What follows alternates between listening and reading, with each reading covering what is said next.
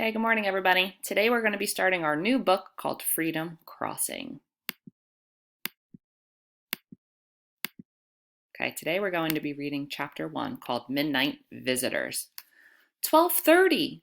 Laura Eastman had been lying awake for nearly 2 hours, waiting for sleep that would not come. From the oak tree outside her window, she heard a screech, owl's quavery call. A moment later came the mournful howling of a pack of dogs. Laura punched her pillow despairingly.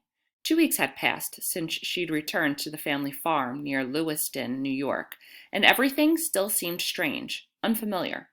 The autumn smells of dry leaves and fallen apples, the brisk, cool air of western New York State, and most of all, the hard twang of northern voices were almost foreign to her after living for 4 years in the South. Even her own father seemed like a stranger, married to a new wife. And Bert, her brother, had changed most of all. Laura opened her eyes and stared into the dark. Soon she could make out the white lace curtains at the windows. The sight comforted her. At least this room, where she had slept for the first 11 years of her life, felt like home.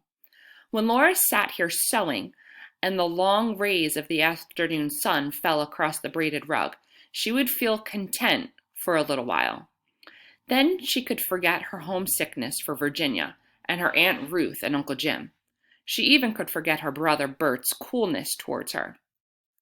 Again the dogs howled, this time to the east toward Lockport and a little nearer the house.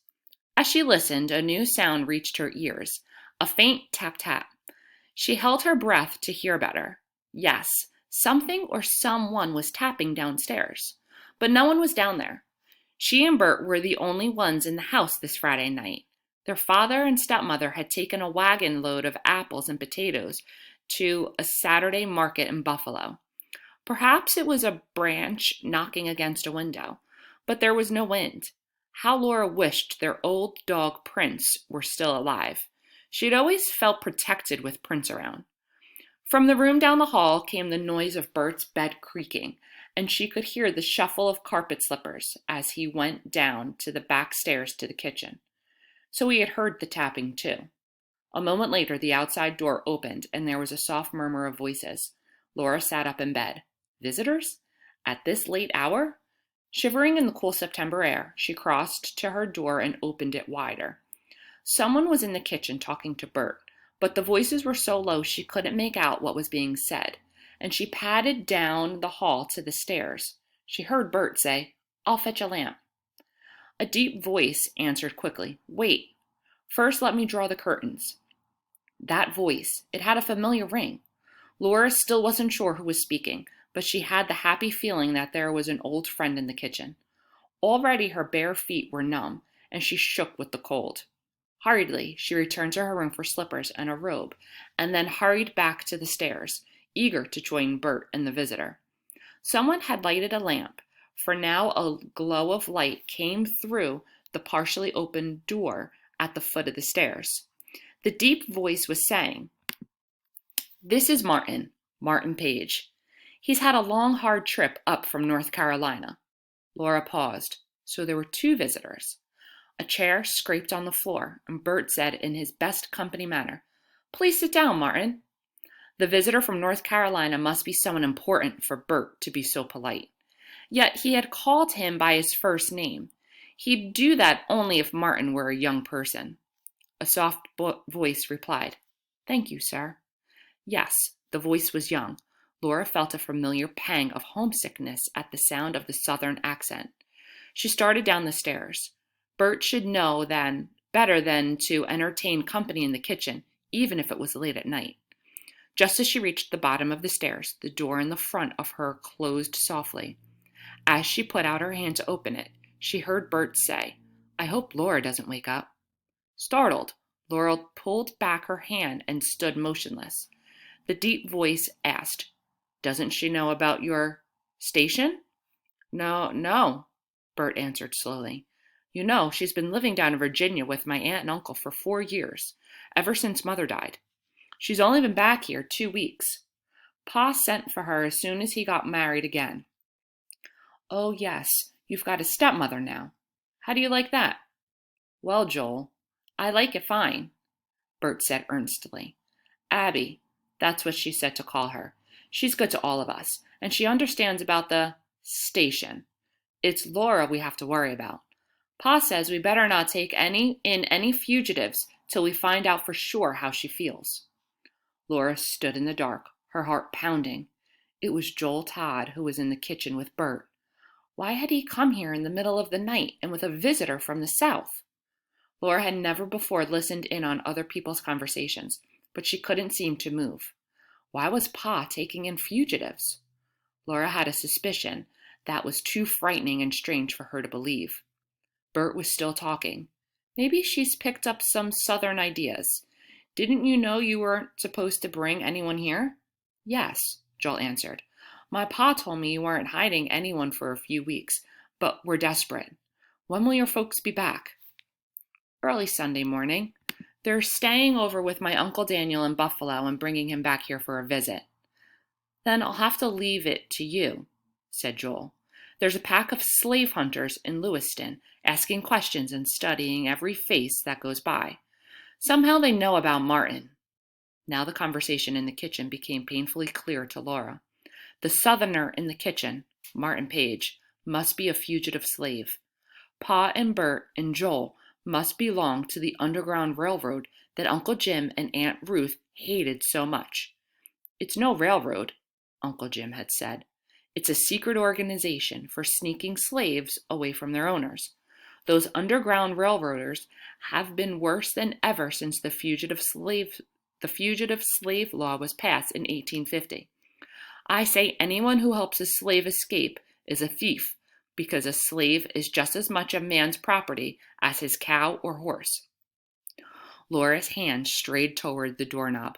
She shouldn't be standing here in the dark, listening in secret. But if she went into the kitchen, Bert would be cross because she had overheard him. Instead of turning the knob, she raised her hand to the thick plait of sand-colored hair that hung down her back. This wasn't the way she wanted Joel to see her for the first time in 4 years, in her old pink flannel robe, with her hair skinned back from her face and braided for the night. Bert's voice broke into her thoughts. Can't someone else take him in? My Uncle Daniel thinks it's wicked to help the slaves escape. He might kick up something fierce if he saw Martin. And there's Laura.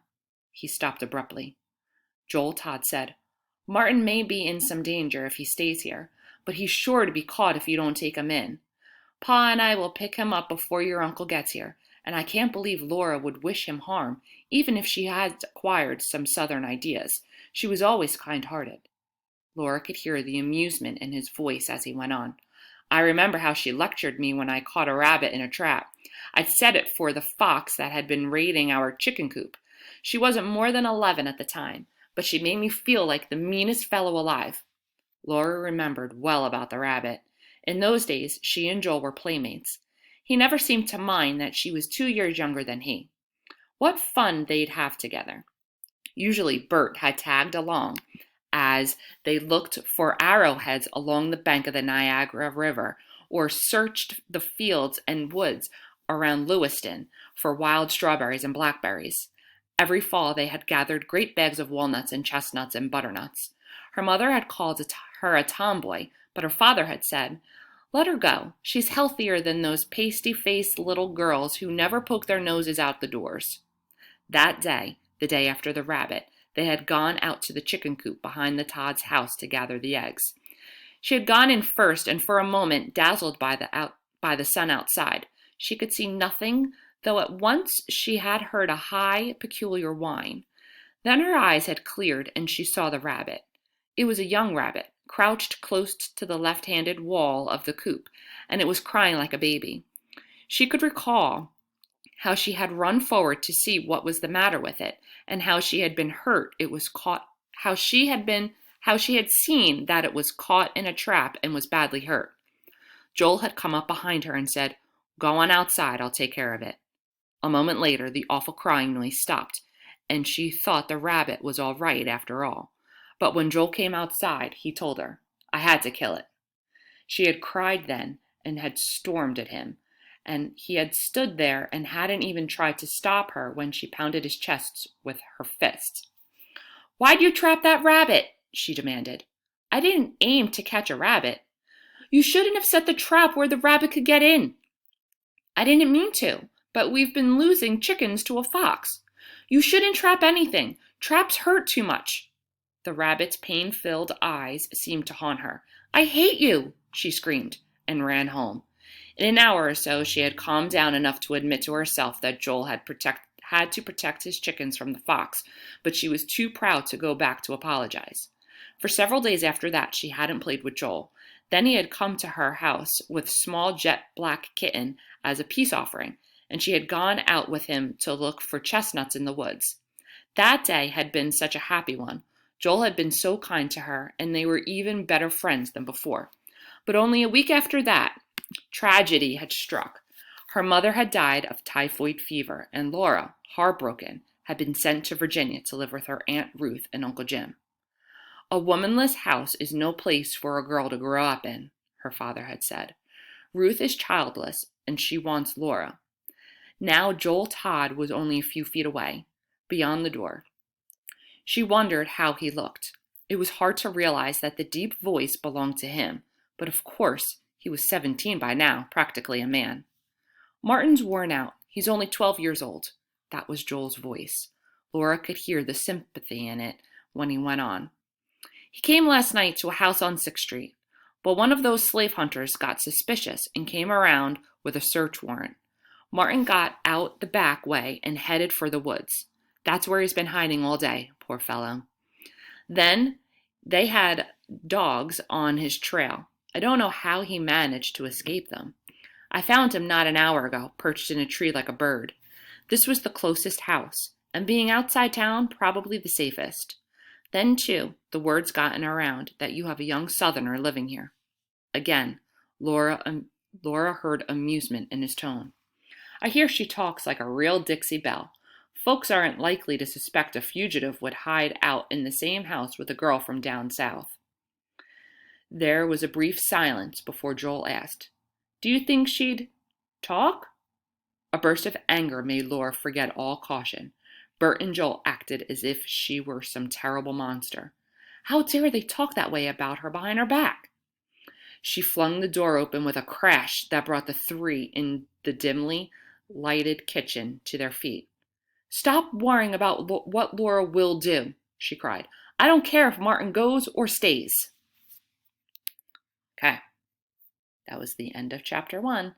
Don't forget to go on and do your questions. Have a great day, guys.